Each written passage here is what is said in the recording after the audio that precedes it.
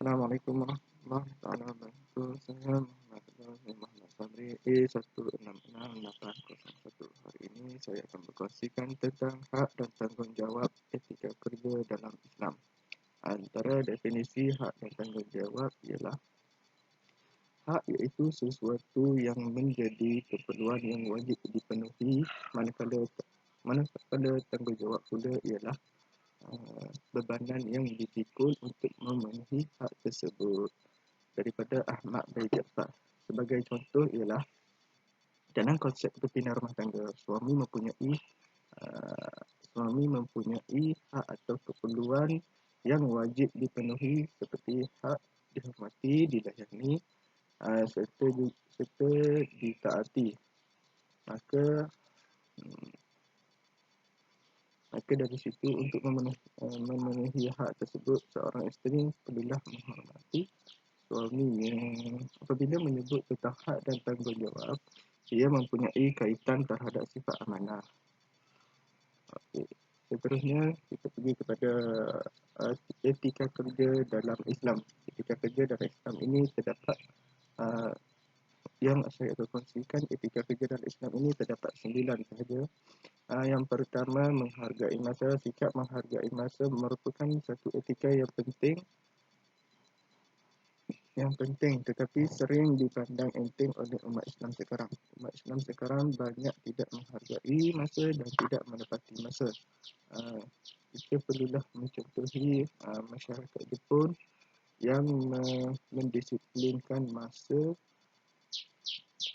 sehingga menjadikan ketetapan masa sebagai satu gaya hidup mereka.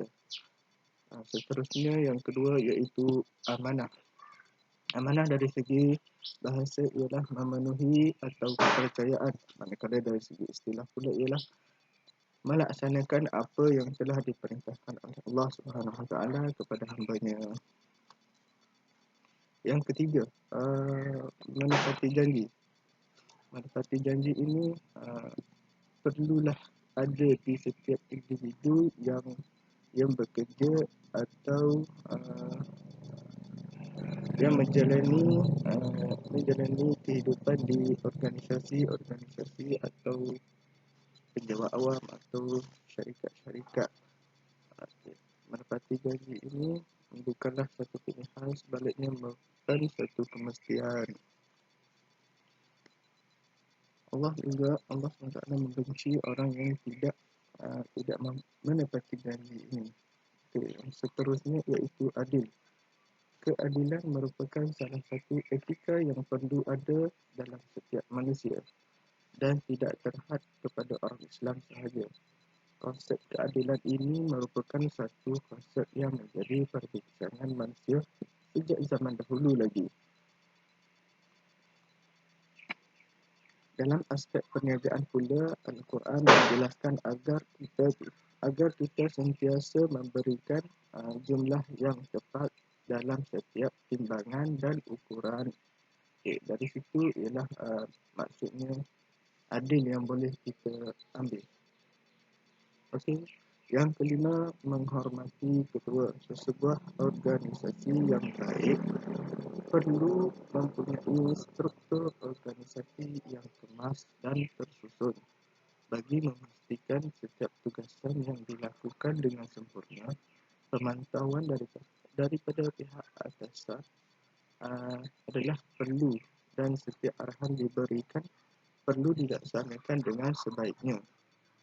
Sikap tidak menghormati atau enggan untuk melaksanakan apa yang telah diarahkan oleh pihak pengurusan akan meninggalkan sesuatu kerja daripada disiapkan. Seterusnya, yang keenam iaitu keimanan. Keimanan merupakan tonggak dalam kehidupan seseorang Muslim. Tanpa iman, segala amal baik seseorang itu tidak diambil kira. Dalam penerapan etika kerja Islam dalam pentadbiran, konsep keimanan perlu diberikan penekanan yang khusus. Individu yang mempunyai iman yang tinggi pasti akan melaksanakan tugasnya dengan baik, walaupun dengan pengawasan yang minimum. Allah SWT mengetahui setiap apa yang dia perkerjakan dalam sebuah hadis yang panjang menceritakan bagaimana Rasulullah SAW didatangi oleh Jibril semasa baginda sedang bersama para sahabat dan Jibril bertanya berkenaan iman, Islam, ihsan, tanda-tanda kiamat. Okey, yang seterusnya syura. Syura merupakan satu konsep yang telah diperkenalkan oleh Islam. Syura dapat diertikan sebagai mesyuarat atau perbincangan. Islam menyatakan secara terminologi syura bermakna meminta pendapat dari orang-orang yang berautoriti dalam menghasilkan kesimpulan yang paling tepat. Syura juga perlu kepada pemerhatian mendalam, perbahasan tentang sesuatu perkara dan perbincangan dengan golongan yang berautoriti bagi mendapatkan keputusan yang membawa kebaikan kepada semua pihak.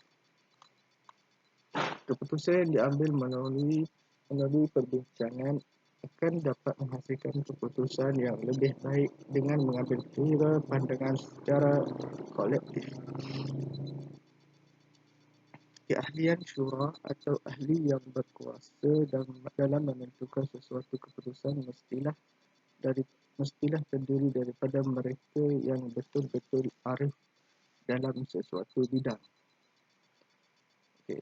Yang seterusnya ketika dalam kerja Islam ialah sabar. Sabar merupakan salah satu etika individu yang paling utama. Rasulullah SAW sendiri merupakan contoh terbaik sebagai idola seseorang yang sabar. Semasa menyebarkan Islam, baginda ditentang oleh kaumnya sendiri sehingga berhijrah ke Madinah. Akhlak baginda ini amat perlu diterapkan dalam setiap individu. Sabar bukanlah bermakna kita mudah untuk berada dan hanya menurut kata pihak atasan, tetapi sabar dalam melaksanakan amanah yang telah ditugaskan.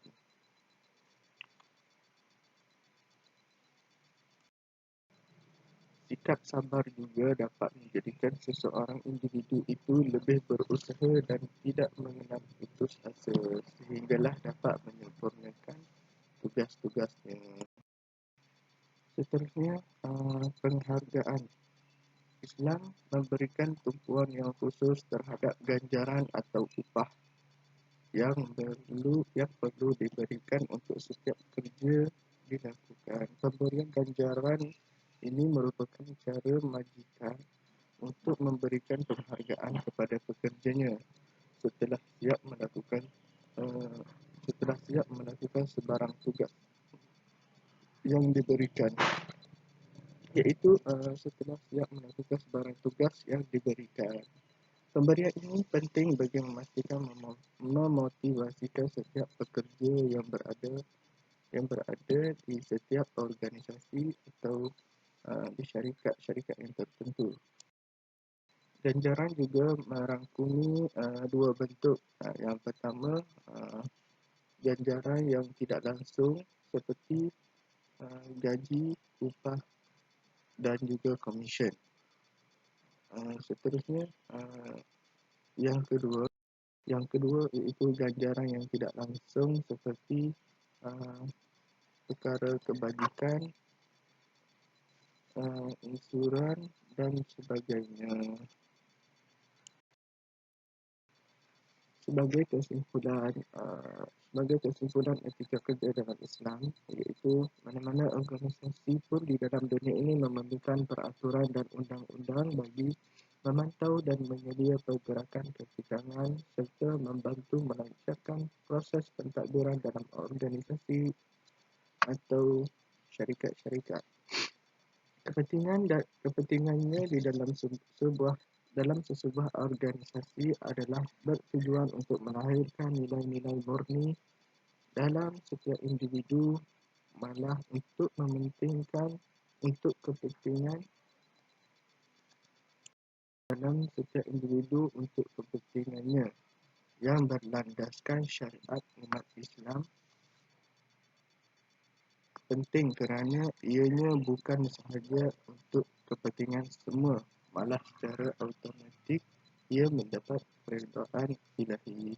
Jika dilihat di dalam perbezaan di antara mengamalkan peraturan dan undang-undang dengan tidak mengamalkannya boleh mengakibatkan pelbagai permasalahan yang wujud serta timbul pelbagai gejala yang tidak sihat seperti contohnya rasuah, tidak amanah, makan gaji buta dan sebagainya. Di sinilah pentingnya di sinilah pentingnya peraturan dan undang-undang bagi mengawal sedia perjalanan organisasi dan kepimpinan di dalamnya, iaitu di dalam etika kerja dalam Islam.